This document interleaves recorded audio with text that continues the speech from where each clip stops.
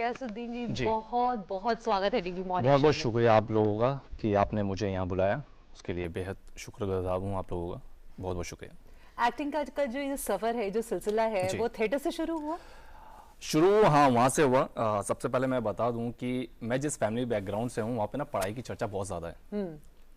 तो घर वालों का कहना था कि आपने अच्छी नौकरी पानी है, अच्छी चीज़ें करनी है। तो शुरू से ही मैं एक एवरेज था पढ़ाई में। तो एक रोज़ मैं अखबार पढ़ रहा था तो उसकी एक हेडलाइन मुझे अभी भी याद है कि उसमें लिखा था कि कला में अपनी ज़िंदगी बनाएं। तो उस पूरे पैराग्राफ को मैंने पढ़ा। उसमें कुछ 5 इंस्टीट्यूट के नाम लिखे हुए थे। इसमें national school of drama, Pune film institute, और एक कोलकाता का था सत्यजीत राय फिल्म इंस्टीट्यूट, और एक और था, और लास्ट में था दिल्ली यूनिवर्सिटी में एक शॉर्ट टर्म का कोर्स हो रहा था उस दिन। तो मैंने कहा कि चलो करके देखते हैं, क्या पता एक्टर बन ही जाए। और एक्टर हमारे लिए मतलब अभिनेता एक सपना था कि वो दुनिया अलग होती है, हम दिल्ली के लोंडो के अलग से। तो करके देखा। तो तब वो 3 महीने जब मैंने कोर्स किया तब मुझे समझ आया कि एक्चुअल में एक्टिंग होती क्या है। हाँ। कि हमने किसी की मिमिक्री कर दी है, 2 डायलॉग बोल दिए, हो गई एक्टिंग नहीं। तब समझ आया कि एक्टिंग होती क्या है, उसकी परिभाषा समझ आई। फिर उसी के बाद वहाँ से मैंने 2 साल कैमरा एक्टिंग की ट्रेनिंग की वहीं के सर से। फिर वो सफ़र वहीं से चालू हुआ। Nice.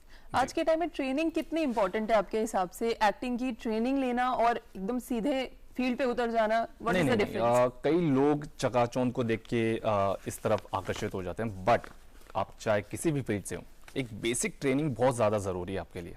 और एक एक्टर के साथ मतलब बेसिक ट्रेनिंग के साथ आपकी ऑब्जर्वेशन वो बहुत मायने रखती है। अभी मैं बताऊं, मैं अभी कुछ समय पहले दिल्ली के सिलमपुर इलाके में था, जो एक मुस्लिम आबादी वाला शहर है। तो मैंने देखा कि एक सामने एक 17 या 18 साल का लड़का अपनी मम्मी को आवाज़ दे रहा है।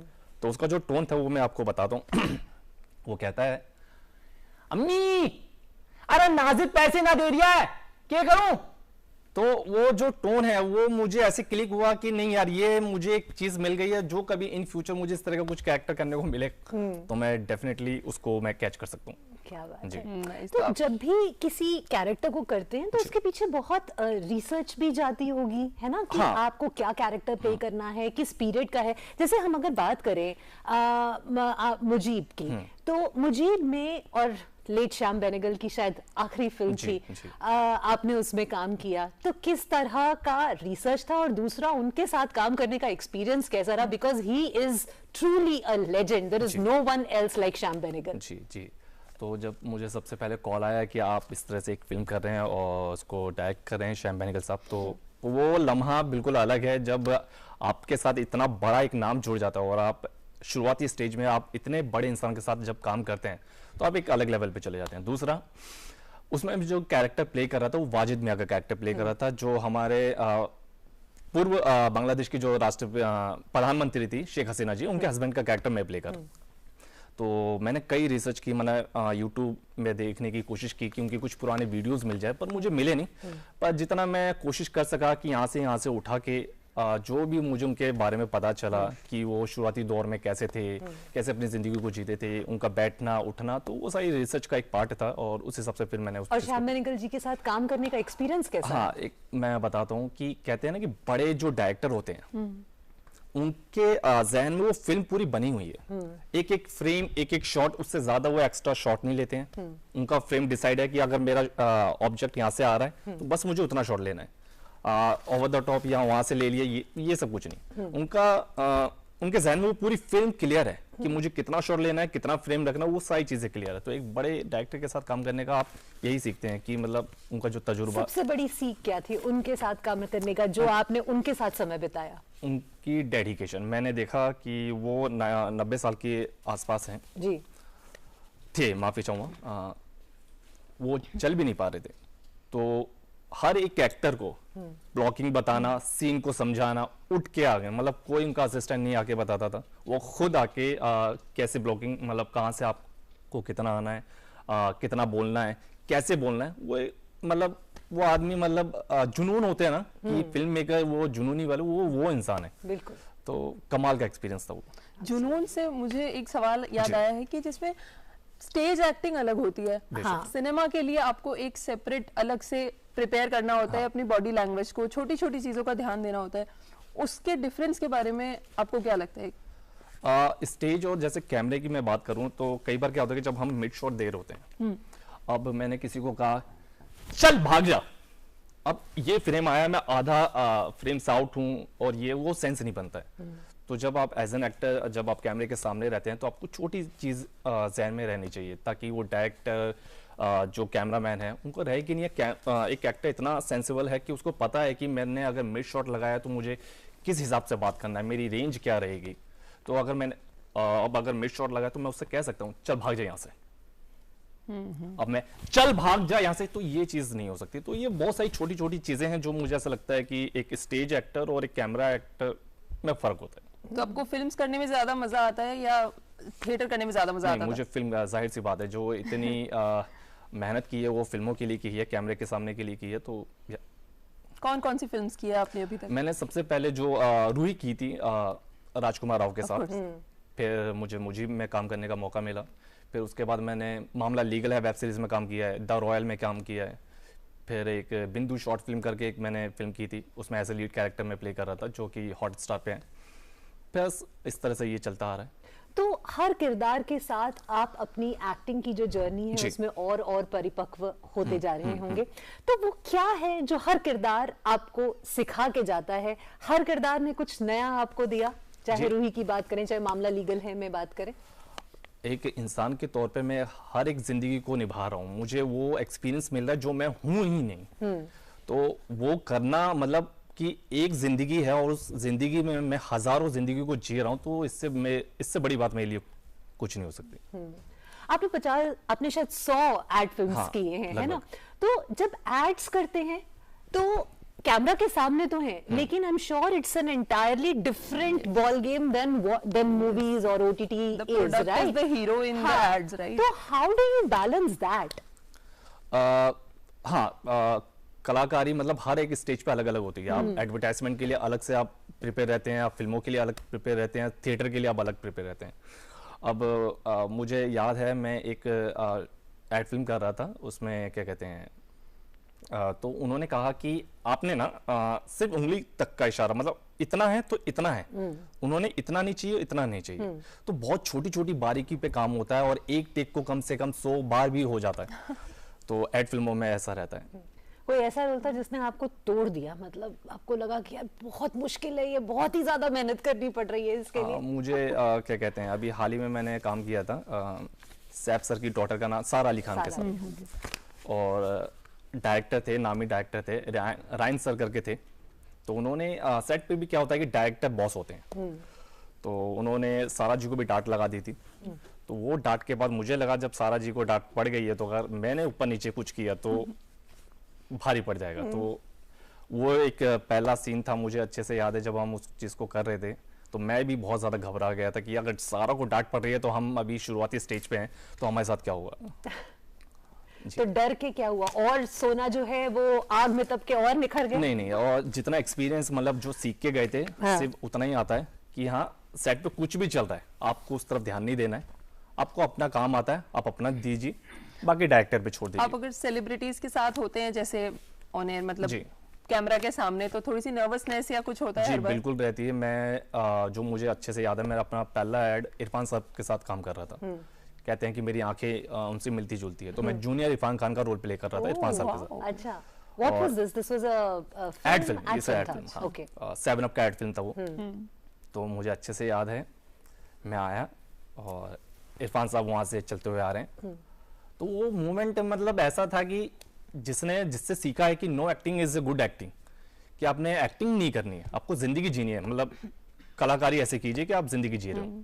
तो आए और वो बिल्कुल मतलब ब्लैंक हो गया कि मैं क्या बोलूं, मुझे कुछ समझ नहीं आ रहा था। फिर उसी एड फिल्म में रवीना टंडन जी थी, तो वो भी देख के कि मतलब ये सपना मतलब पूरा होता जा रहा है कि हम जो दिल्ली के एक ऐसे कोने से हैं जहाँ पे हमारे लिए एक सपना था। तो मुझे मेरी जिंदगी का जो पहला काम था वो इरफान साहब के साथ और ये रवीना टंडन जी, तो कमाल का। तो कितनी खुशकिस्मती की बात है कि एक तरफ आपको श्याम बेनेगल जी के साथ काम करने का अवसर मिला, साथ ही आपने इरफान खान साहब के साथ भी काम किया। I mean what an actor he is, what an actor, मतलब शब्द ही नहीं है उनकी पर्सनालिटी को, उनके क्राफ्ट को, उनके इस आर्ट को डिफाइन करने के। उनके साथ काम कर कर, क्योंकि वो आपने कहा कि बिल्कुल पहली एड फिल्म और इतना बड़ा मौका, सो वो एक लर्निंग क्या थी जो आपको इरफान साहब से मिली? नहीं, वो बस एक मोमेंट था कि मैं इस चीज को बस अपने जितना संजो सकूं उतना मैं अपने आप कैप्चर कर लूं। और इरफान साहब, वो मतलब कहने का मतलब है कि मैंने जो परिभाषा सुनी थी कि know acting is a good acting, तो उस आदमी वो खड़े खड़े जब डायलॉग डिलीवरी दे देता है तो लगता है कि नहीं, इसने कंप्लीट कर दिया है। इस आदमी के आगे और कोई कुछ नहीं कर सकता। अच्छा गयासुद्दीन जी, आपकी फैमिली, जैसे आप कह रहे हैं कि हमारे लिए तो अभिनेता होना एक बड़ा सपना था, तो अब फैमिली दोस्तों के बीच में अब आपकी इतनी सारी फिल्म्स, इतने सारे एड्स कभी भी अचानक टीवी पे आ जाते होंगे, तो क्या उनका रिस्पांस रहता है? What is the feeling? पापा आज भी कहते हैं कि कुछ नौकरी कर ले, बट जब वो टीवी पे देखते हैं तो वो कहते हैं कि नहीं, लड़का मेरा अच्छा कर रहा है, थोड़ा प्राउड फील करते हैं, ऐसी छाती चौड़ी हो जाती है रिश्तेदारों के सामने, तो या ठीक है। आप क्योंकि माँ बाप हैं, सिक्योर तो रहे, मतलब बच्चों के लिए सिक्योरिटी उनको चाहिए कि एक फिक्स्ड ऐसी कोई काम करे कि एक सैलरी आती रहे, एक अच्छा चलता रहे। तो हमारी फील्ड में भी अनसर्टेनिटी बहुत ज़्यादा है। आप आज काम कर रहे हैं तो कल का पता नहीं कि आपको कल काम मिलेगा कि नहीं मिलेगा। तो बस एक पैशन है जिसको हम फॉलो कर रहे हैं, काम आता है, बस चलते जा रहे हैं कुछ बिना सोचे। बिल्कुल, तो पैशन है, एंड मुझे लगता है पैशन ही है जो कि ड्राइव करता है। श्याम बेनेगल साहब की बात कर रहे थे, 90 साल की उम्र में वो अपनी फिल्म डायरेक्ट कर रहे थे। पैशन ही है, और क्या है ना? तो पैशन के अलावा वो कौन सी एक चीज है जो कि आपको लगता है कि यंग अपकमिंग जो एक्टर्स हैं उनको फॉलो करना ही चाहिए? किस तरह की मेहनत होनी चाहिए, पढ़ना चाहिए, अपनी एक्टिंग स्किल्स को किस तरह से बेहतर करें, उसके बारे में थोड़ा सा बताइए, क्योंकि बहुत सारे ऐसे यंग एक्टर्स हैं जो हमें देख रहे हैं इस वक्त। सबसे पहले तो आपको अगर इस फील्ड में आ रहे हैं तो आपको चकाचौंध देख के तो नहीं आना है, आपको एक बेसिक ट्रेनिंग लेके आनी बहुत ज़रूरी है। आप नेशनल स्कूल ऑफ ड्रामा से नहीं कर पा रहे हैं, कोई बात नहीं, और भी बहुत सारे ऐसे इंस्टीट्यूट है या बहुत सारे ऐसे लोग हैं जो सिखाते हैं। उसके बाद आपकी ईमानदारी, काम के प्रति आपकी ईमानदारी बहुत ज़रूरी है। काम 19-20 होगा, डायरेक्टर काम चला लेगा, बट आपका 20 रहना बहुत ज़रूरी है ईमानदारी में। फिर आप उस ईमानदारी के साथ, उस काम के साथ अपने काम को 18 से 20 कर सकते हैं। बस सबसे पहले जो ज़रूरी है आपकी बेसिक ट्रेनिंग, आपके काम के प्रति आपकी ईमानदारी, वो सबसे ज़्यादा ज़रूरी है एक न्यू कमर के लिए। हम स्क्रीन पे देख पा रहे हैं आपकी फिल्म के कुछ छोटे छोटे क्लिप्स। ये रूही का है, राजकुमार जी के साथ जी, और अभी हमने मामला लीगल भी देखा। अच्छा गयासुद्दीन जी, अगर आप एक्टर नहीं होते तो क्या होते? मैं फिर शायद क्रिकेटर होता, क्योंकि मैं मुझे याद है कि मैं इससे पहले मतलब मुझे क्रिकेटर बनना था। मतलब मैंने यहाँ पे ITO पे ट्रेनिंग भी ली थी 2 साल। फिर मैंने जैसे कि पहले बताया था कि मेरे घर पे पढ़ाई की चर्चा बहुत ज़्यादा है कि आप पहले पढ़ाई करें, उसके बाद जो करना है करें। तो मैं जब ट्रेनिंग ले रहा था तो मुझे याद है कि मेरी मम्मी को कैंसर भी हुआ था, तो मम्मी ने कहा कि पहले आप 10th करें, उसके बाद आपने जो करना है करें। तो बोर्ड के एग्जाम के बाद फिर ये दिमाग में आया कि आप 11th में कौन सा सब्जेक्ट लें, तो फिर वो पीछे रह गया। और जब आप किसी पे एक बार पीछे रह जाते हैं तो फिर रह जाते हैं। बट हेल्थ पर तो विशेष ध्यान है ही, जी बिल्कुल, जी जी जी जी है ना? So how is your day like? I mean, मतलब एक्सरसाइज होती है, डाइट का कितना ख्याल रखते हैं, और खासकर क्योंकि आज वर्ल्ड फूड डे भी है, तो ये भी जानना चाहेंगे कि आपकी फेवरेट डिश क्या है? मैं कोशिश करता हूँ कि जितना हेल्थी मैं खा सकूँ, मैं बाहर का बहुत ही ज़्यादा कम खाऊँ। कोशिश रहता है कि घर का जैसे मुझे दाल गोश्त बहुत अच्छा लगता है, तो मैं कोशिश करता हूँ कि मैं खुद बना भी लेता हूँ। तो जितना टाइम मैं घर पे अकेला रहता हूँ तो मैं उसी को ही प्रिपेयर करता हूँ। अभी शेफ गगनदीप भी हमारे साथ थे, अगर उनसे एक डिश आप रिक्वेस्ट करना चाहें कि मैं आपके हाथ का ये खाऊंगा, तो वो क्या होगा? मैं उनके हाथ से खाना चाहूंगा दाल गोश्त। वो मेरी पसंदीदा डिश है। आई एम श्योर शेफ सुन रहे हैं।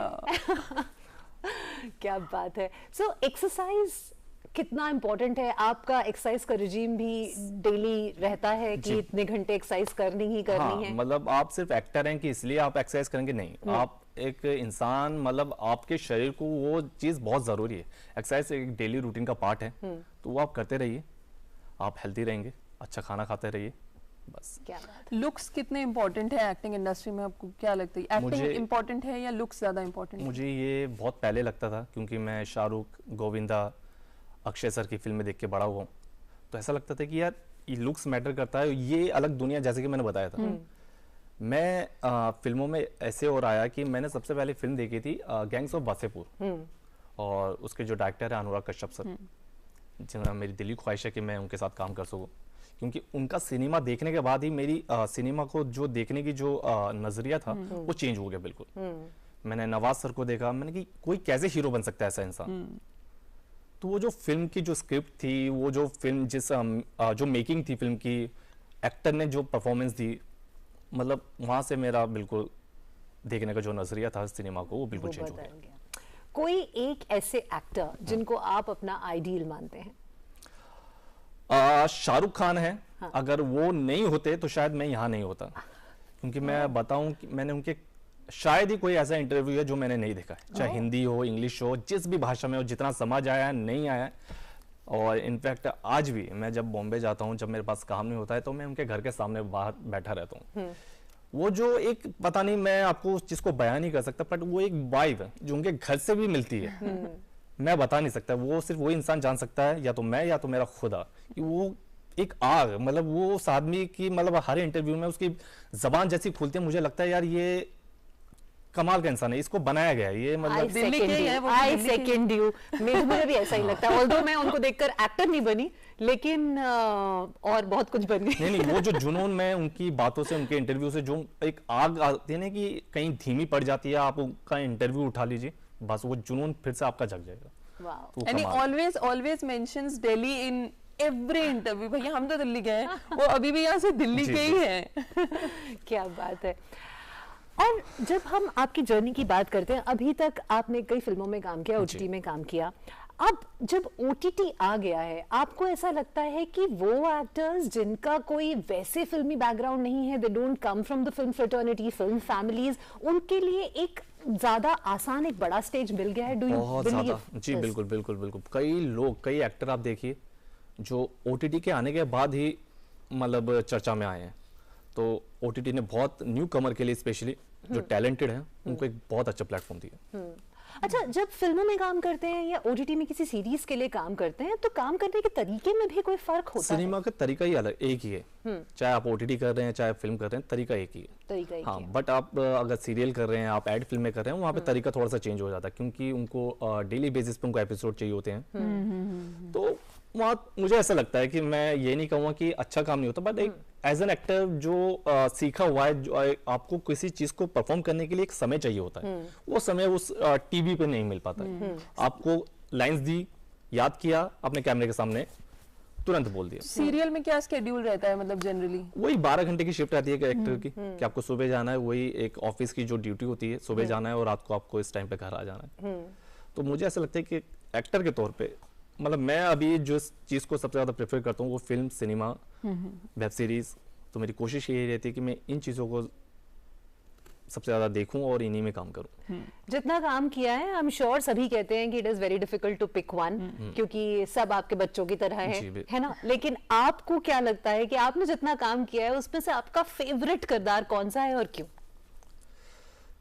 फेवरेट किरदार में अगर बात करूं तो ये एक तो शैम बेनेगल साहब के साथ जो काम किया है वो, क्योंकि वो बिल्कुल रेंज से ही बाहर था। वो मतलब ऐसा था कि उसके बारे में ना मुझे कुछ पता था, ना कोई जानकारी थी। तो वो एक था। दूसरा मामला लीगल है, बहुत कमाल का एक्सपीरियंस था उसका। वो जो गली मोहल्ले के जो वकील होते हैं, जो वो एक कमाल का एक्सपीरियंस था।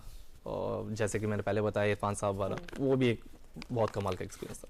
पर बहुत अच्छा लगता है, दिल को सुकून मिलता है ये देखकर कि चाहे श्याम बेनेगल साहब हों, इरफान खान साहब हो, पंकज त्रिपाठी जी हों, या फिर राजकुमार राव हैं, जो मतलब हमारी फिल्म इंडस्ट्री के बेहतरीन जो क्रीम है उसके साथ आपने काम किया, उसके साथ काम करने का मौका मिला। भले ही जो सो कॉल्ड फिल्मी बैकग्राउंड से ना आते हो आप, तब भी आपको इतने अच्छे मौके मिले।